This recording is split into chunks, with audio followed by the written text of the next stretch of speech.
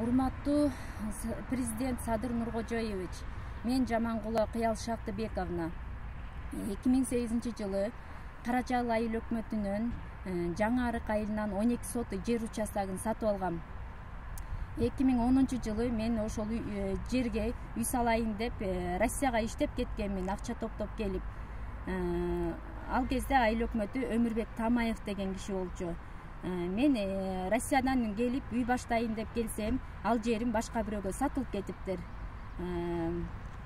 Мага ошол Өмүрбек Тамаев милдеттеме жазып берген, башка жерден Жамангулова Кыял башка жерден жер участогун алып беребиз деп, мына азыркы күнгө чейин чоюп келет. Андан бери уже канча жылдар өттү. Мен барбаган жерим, кайрылбаган жерим калган жок. Ушул бир үмүтүм ушу сизден ушу жардам сурайын деп ушул кайрылып атам. Зулушевка, Сулаймановка, азыркы губернатор Ильяс Жеңишевичке да кайрылдым ушул боюнча. Мына азыркы күнгө чейин мен квартиралап жашап келемин. 5 балам менен мени да квартирага да албай калышты ужечи.